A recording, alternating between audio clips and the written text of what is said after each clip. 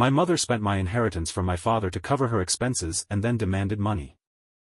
My mother demanded my entire salary to cover my brother's gambling debts. Your success is ours to claim, she had said. I laughed. Not because it was funny, but because it was the most absurd thing I'd ever heard. I think he owes you more than money now. Check the accounts, I shared with him.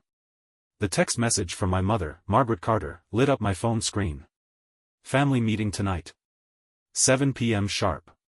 Non-negotiable. My stomach dropped as I stared at those words. I knew exactly what they meant. Daniel had screwed up again, and I was about to become the family ATM. I wasn't surprised. I was tired. I'm Evelyn Carter, and at 30, I've built a life that most would envy, an executive position at a tech firm, my own apartment in the city, and enough savings to feel secure. But none of that matters. Not when you're the least favorite child of Margaret Carter.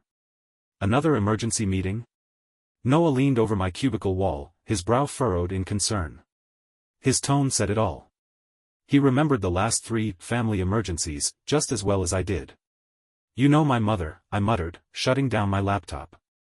Everything is an emergency when it comes to Daniel. Noah sighed. You sure you don't want to just skip it this time? I snorted. Not unless I want her showing up at my job and making a scene. The drive home felt longer than usual. Each red light, each slow-moving car, each turn on the familiar roads gave me time to replay every meeting like this that had come before. Last time, it was Daniel's failed restaurant venture. Before that, his once-in-a-lifetime crypto investment. Every time, Mom found a way to make his problems my responsibility. I pulled into the driveway of my childhood home. Daniel's new Range Rover was parked outside. I let out a humorless laugh. Funny. He always had money for luxury cars, but never for his debts. Margaret flung open the door before I could knock. Evelyn, finally. Her perfectly manicured nails tapped impatiently against the doorframe. She barely waited for me to step inside before closing the door behind me. No greeting. No warmth. Classic Margaret Carter. The living room looked exactly as I remembered it, spotless, elegant, decorated with framed family photos. Most of them were of Daniel's achievements. My college graduation photo? Shoved in a corner behind a vase. Daniel sat on the couch, his head in his hands. Hey, Eve, he mumbled, not meeting my eyes. I took a seat in the armchair across from him. Let's cut to the chase. Margaret smoothed out her silk blouse before sitting down. Your brother is in a bit of financial trouble. A bit?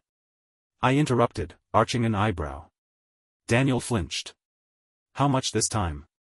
He muttered the number under his breath. Silence. Then, I laughed. Not out of amusement. Out of sheer disbelief. You're joking, right? This is serious, Evelyn, Mom snapped. I turned to Daniel. You've outdone yourself, Danny. He didn't respond. Margaret sat up straighter, her expression turning cold. Your brother made some unfortunate betting decisions. Gambling. I stared her down. Call it what it is, Mom.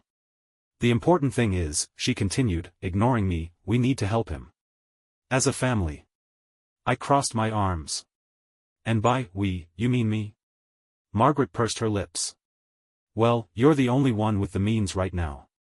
Her tone was sharp, as if that alone made it my obligation. You're doing so well in your career, and family helps family. I let out a slow breath. And what about your savings? I asked. Your retirement fund? Margaret's face hardened. Already gone, she said. Helping your brother through his previous situation. I clenched my jaw. And what about my inheritance from Dad? I already knew the answer. Daniel finally looked up, his face burning with guilt. Mom, used it. The words landed like a slap. Margaret folded her hands neatly in her lap, her nails tapping against her wrist. Your father's money was put to better use helping your brother's future, she said smoothly. I felt numb. My inheritance, I repeated slowly. Not yours. Mine. Evelyn, dear, she said, her voice dripping with condescension, you have to understand, Daniel needed it more at the time. She smiled as if that settled the matter. And now, she continued, completely unfazed by my reaction, we need your help again. She lifted her chin slightly. Your entire salary for the next 2 years should cover it.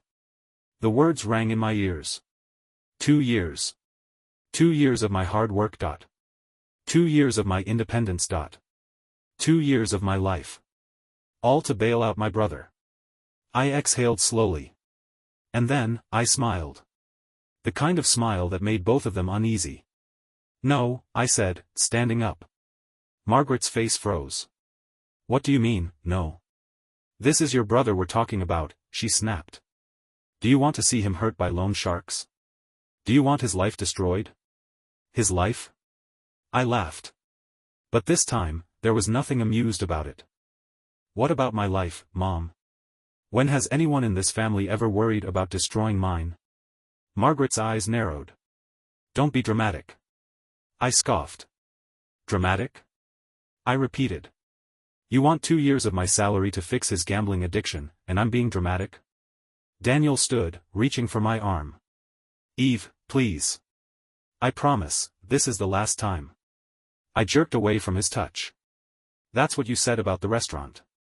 And the crypto. And the sports betting last year. Margaret's voice sharpened.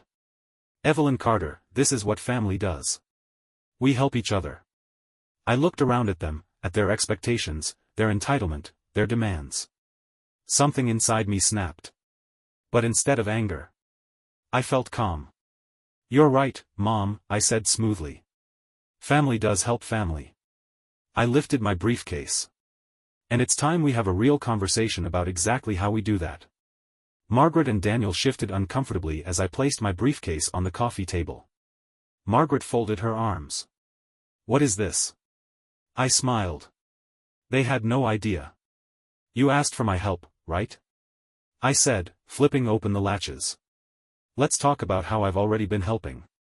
I pulled out the first set of documents and slid them across the table. Remember Daniel's restaurant? I asked casually. Carter's Bistro? The one that collapsed last year? Daniel's shoulders tensed. Margaret stiffened. What about it? I tapped the paper. Let's start with who actually owns it. Margaret reached for the document, her brows drawing together as she skimmed through the details. You see this signature? I asked, tilting my head. That's mine. 30% ownership, asterisk. Margaret's head snapped up. That's impossible. Daniel handled all the paperwork. Did he? I smiled. Or did he just sign whatever was put in front of him, like always? Daniel's face flushed red. You tricked me. No, Daniel. I leaned forward. I invested in you. Just like family does. I pulled out another document. And here's your crypto company. 40% ownership. Ring any bells? Margaret's hands were shaking as she reached for the papers. This can't be legal. I laughed. Oh, it's completely legal. Every contract, every signature, every transaction, all airtight. Daniel's jaw tightened. Where did you even get the money to invest? I leaned back in my chair. Unlike you, I saved. I planned. And I watched. Margaret's face had gone pale. You manipulative little. Careful, Mom, I interrupted smoothly, pulling out one last document. You haven't seen the best part yet. I laid the final paper on the table. The crown jewel of my collection. Margaret and Daniel scanned the document, and realization dawned. 51%. Daniel whispered. I nodded, savoring the moment. That's right. I smiled. I own controlling interest in all of your companies, Daniel. Margaret staggered backward as if she had been physically struck. You planned this. You've been planning this for years, asterisk. 3 years, to be exact. I tapped the papers. Since the day you took my inheritance and used it to clean up Daniel's mess. Daniel ran a shaky hand through his hair. What happens now? I leaned forward, my voice calm and deadly. Now? You have 2 choices. I turned to Daniel. Choice 1, you go to rehab. Real rehab. 6 months. No shortcuts, no weekend retreats that Mom paid for to keep up appearances. Actual recovery. He swallowed. And choice two? You lose everything. Silence. Margaret opened her mouth. Don't, I cut her off. Not a single word. I am done listening to your excuses. Her jaw clenched, but she stayed silent. I turned back to Daniel. Well? He hesitated, his eyes flicking toward Mom. For once, she had no answer for him. Fine, he muttered. I'll go. I sat back, feeling the power shift in my favor. Good choice. The next morning, I woke up to 27 missed calls and 43 text messages. I ignored them. Then my phone rang again. I sighed and answered. Yes, Mom. Your brother can't access his accounts, she shrieked. What did you do? I took a sip of my coffee. Standard procedure, I said. When there's suspected financial mismanagement. Everything is frozen pending a full audit. There was silence on the other end. Then, auditors? Yes, Mother, I said, enjoying this. You know, the professionals who find stolen money? Click. She had hung up. I smiled. Daniel was waiting in my office lobby when I arrived. The receptionist looked uncomfortable. He's very insistent. I exhaled and walked over. Daniel. He turned, his face red with rage. We need to talk, now. Fine. I gestured for him to follow me upstairs. The second my office door closed, he exploded. What the hell are you doing to me? Funny, I said, holding up a folder. I was about to ask you the same thing. His face lost color. What is that? Your real financial records. I slid the folder across the desk. The ones showing that you weren't just gambling, you were embezzling. Daniel froze. You stole from your own companies, Daniel. You forged signatures. You used business funds to pay off other gambling debts. Then you tried to cover the holes by betting again. And again, asterisk. He was shaking. Where did you? The auditors work fast, I cut him off. When they find evidence of fraud. His lips parted in shock. Evelyn, please. You wouldn't. Go home, Daniel. I pointed to the door. Talk to Mom. And for God's sake, get a lawyer. He hesitated. We're family. I laughed. Was it family when you forged my signature? Was it family when you stole my inheritance? Silence. Please, Evelyn. His voice cracked. They'll put me in jail. Maybe that's where you need to be. His shoulders sagged. You have 24 hours to come clean, I said, pressing the security button under my desk. After that, the auditor's report goes to the FBI. The security guard escorted him out. My phone buzzed. Aunt Celeste, your mother just called me hysterical. What happened? Me, Daniel's been embezzling. It's worse than we thought. Her response came immediately. Aunt Celeste, come over after work. You need to hear something. That night, Aunt Celeste handed me an old envelope. Your father left this for you before he died, she said. I was supposed to give it to you, if things ever got complicated. Inside was a letter. And another set of documents. As I read, my hand started shaking. Dad knew. I looked up. He knew Mom was taking money from my accounts. Aunt Celeste nodded. That's why he set up the secret trust. The inheritance your mother thought she took? That was just the surface. The real money has been growing in a separate account all this time. I stared at the bank statements. My heart pounded. Margaret Carter had no idea. But she was about to find out. I sat in my car, gripping the envelope from Aunt Celeste. Dad knew. He knew what Mom was doing. He knew she had been siphoning money from my accounts for years, justifying it under the guise of helping Daniel. And he had tried to protect me. The real inheritance, the one she thought she had taken, had been growing in a separate account all this time. A hidden trust fund in my name. Untouched. I should have felt relief. Instead, I felt rage. Margaret Carter had been sitting in her perfect mansion, demanding my salary, while hoarding my rightful money in secret. Not anymore. I started my car. It was time for my mother to learn what consequences felt like. The house was dark except for the dining room light when I arrived. Margaret sat at the head of the table. Her usual perfect posture was missing. She looked small. Daniel paced behind her, running his hands through his disheveled hair. He looked pale. Like a man who had just realized his entire life was built on borrowed time. Mom glanced up. "You came," she said softly. I walked to the table and placed Dad's letter in front of her. "Before we start," I said, "read this." Her hands trembled as she opened the envelope. With every line, her face paled further. Daniel leaned over her shoulder, reading along. "Dad knew?" he whispered. "All this time," I said. "He knew everything. The money she took from my college fund when I was 16. The loans she took from my accounts during university. The inheritance she claimed was lost. She stole from me before I even knew I had something to steal." Daniel stepped back. "What the hell, Mom?" Her lips parted, but no words came out. I tapped the bank statements on the table. $4 million, I said flatly. Margaret let out a shaky breath. "Evelyn, You lied to me for years." My voice was dangerously calm. "You cried about how we barely had enough while you sat on my money." "I was protecting us," she insisted, gripping the edge of the table. "I knew one day things would get bad, I needed a safety net." I laughed. It was cold. "You call stealing from your daughter a safety net?" I leaned forward. Daniel's hands curled into fists. "You told me Dad left us nothing." Margaret's jaw clenched. I was thinking about the family. I tapped my fingers against the table.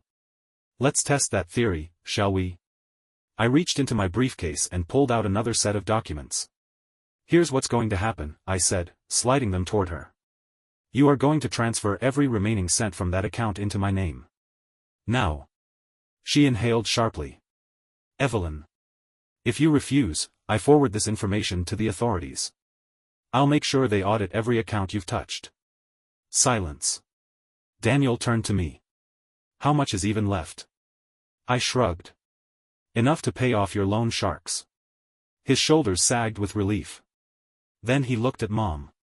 "And how much did she waste?" Margaret flinched. I folded my arms. "Let's put it this way, if she hadn't been shopping, we wouldn't be in this mess." Daniel stared at her. "You destroyed Dad's legacy. You stole Evelyn's inheritance. And for what? Designer bags? Fancy cars?" Margaret's lower lip trembled. "I was trying to hold this family together." I exhaled slowly. "No, Mom. You were trying to hold on to control." I tapped the pen beside her. "Sign the transfer papers." Her hands shook as she picked up the pen. But she signed. And just like that, she lost everything. Daniel was quiet as I drove him back to his apartment. His fingers drummed against his knee, lost in thought. "What's going through your head?" I finally asked. He exhaled. "I'm thinking about Dad." I didn't respond. "And about his company," he added. My grip on the steering wheel tightened.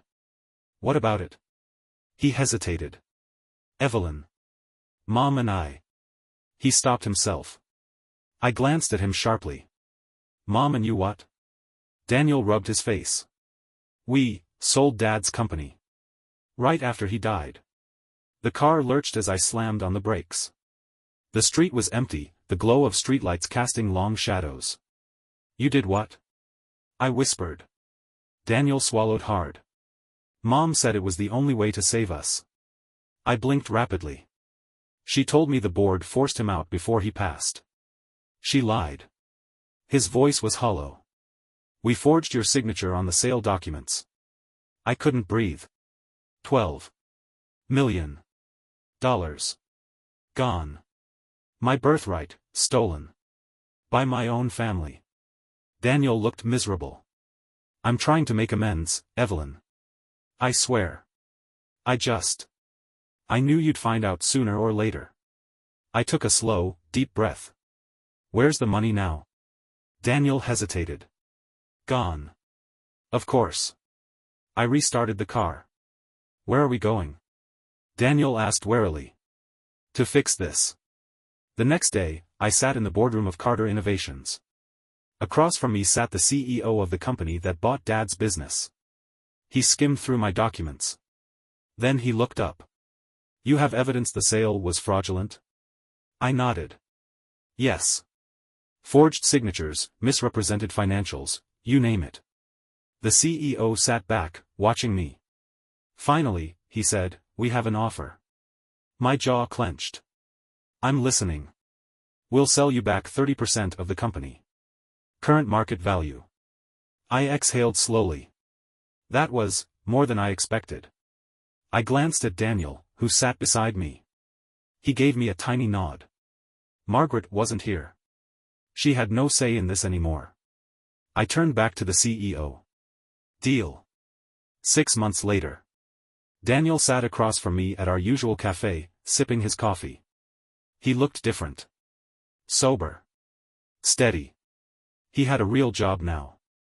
Bookkeeping. Nothing flashy, but honest work. "The SEC isn't pressing charges," I told him, sliding a document across the table. Daniel let out a deep sigh of relief. "And Mom?" he asked. I stirred my coffee. "She's adjusting. She lived in a small condo now. No designer furniture. No lavish lifestyle. She was learning." "And Dad's company?" Daniel asked hesitantly. I smiled. "I now own 51%. Daniel leaned back. "So, we're really doing this?" "Yes. We're rebuilding Dad's legacy. The right way." I pulled something from my bag and slid it across the table. "Dad's pocket watch." Daniel hesitated. "Are you sure?" "Take it," I said. "You need it more right now." He held it in his hands, watching it tick. "To second chances?" he asked. I raised my coffee. "To earn second chances." For the first time in years, I felt at peace. 6 months had passed since I took control of Carter Innovations. 6 months since Daniel went to rehab. 6 months since I forced Margaret to sign over my inheritance. 6 months since I stopped being their victim. I should have felt satisfied. But there was still one loose end. I had the company. I had my finances back. Daniel was finally fixing his life. But Margaret? She was still hiding something. I could feel it. It started with a call from my lawyer. "Evelyn," he said, "the auditors found something interesting." I set my coffee down. "Go on." "There's another account. An offshore fund. Nearly $4 million. I sat up straight. "Where?" "Switzerland." I closed my eyes. So that was it. That was what Margaret had been clutching onto, even after losing everything else. The last of her stolen wealth. "How do we access it?" I asked. "She's the sole account holder," my lawyer said. "She has to transfer the funds herself." I exhaled. "Then we make her do it." Margaret's new condo was small but elegant, nothing like the mansion she used to flaunt, but still comfortable.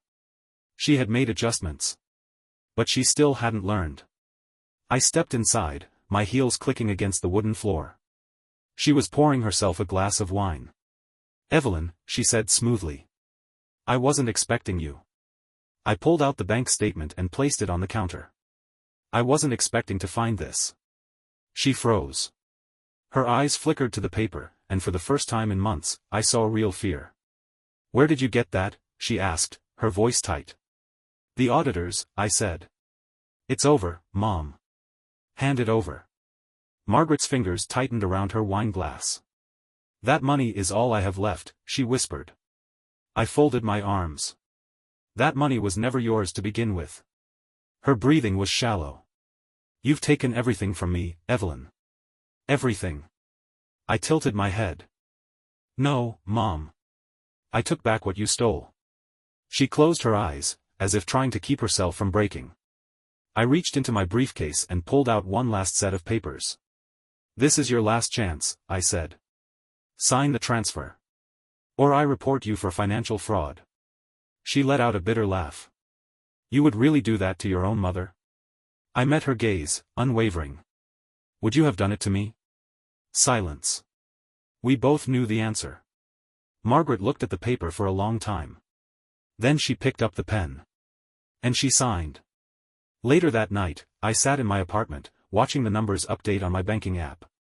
$4 million transferred. It was over. Everything she took, I had taken back.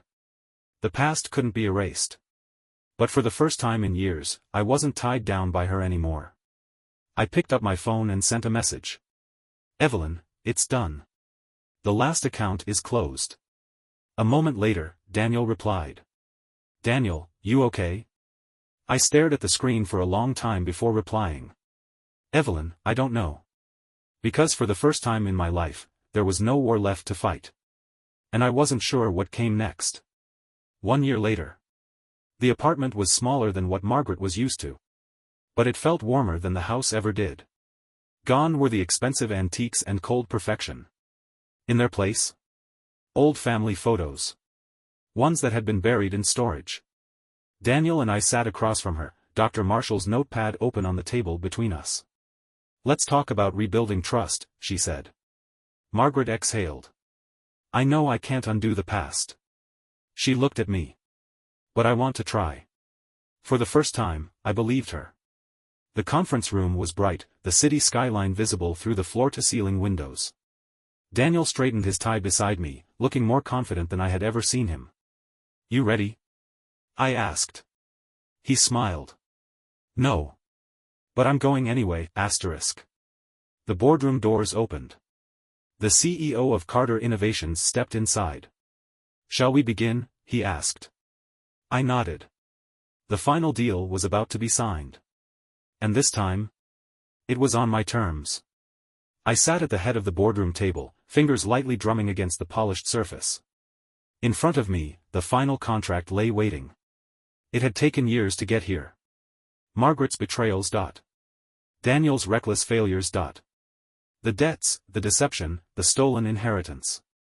And yet, against every odd, I had made it back to where I was always meant to be. At the helm of Carter Innovations. Daniel sat beside me, his posture tense but steady. Margaret wasn't here. She wasn't needed anymore. The CEO of Carter Innovations slid the final document toward me. Sign here, he said. I reached for the pen. And for the first time in my life, I wasn't signing away my power. I was taking it back. Later that evening, I sat at a small, cozy restaurant, not the kind of high-end place Margaret would have chosen, but something real. Something ours. Aunt Celeste poured wine into my glass. To the new CEO of Carter Innovations, she said with a proud smile. Daniel lifted his glass. To the woman who saved my ass more times than I deserved.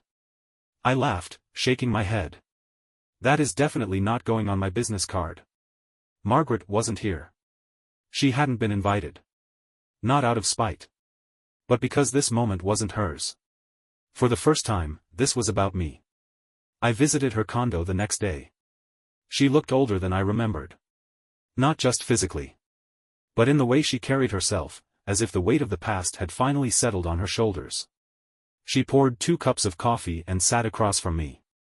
I heard about the board vote, she said. You really did it. I nodded. I did. She studied me for a long time. Your father would be proud of you, she finally said. I exhaled. I know. Silence stretched between us. We would never be what we once were. But maybe, just maybe, that was okay. 6 months later, I stood outside my father's old office. The name William Carter had been restored to the plaque. I stepped inside and placed something on his desk. His pocket watch. Still ticking. Still steady. I got it back, Dad, I whispered. I fixed it. Behind me, Daniel leaned against the doorframe. So what now? He asked. I turned, a small smile playing at my lips. Now? I exhaled. Now we build something better. 1 year later. The sun was setting as I sat at the cafe, watching people hurry past. Daniel slid into the seat across from me. 1 year as CEO, he said, sipping his coffee. How's it feel? I smiled. Like I finally know what I'm doing. That makes one of us, he joked. I slid a folder across the table. You earned this, I said. Your shares in the company. He blinked. Wait. Are you serious? Very. Daniel hesitated, then picked up the folder. You trust me with this? I met his eyes. Not yet, I admitted. But I trust you to keep trying. He nodded. That's fair. I raised my cup. To trying. Daniel smirked and clinked his mug against mine. To earning it. For the first time in years. I wasn't just surviving anymore. I was finally living. Thank you for watching the video, like it if you watched the video to the end and don't forget to subscribe. Have a nice day.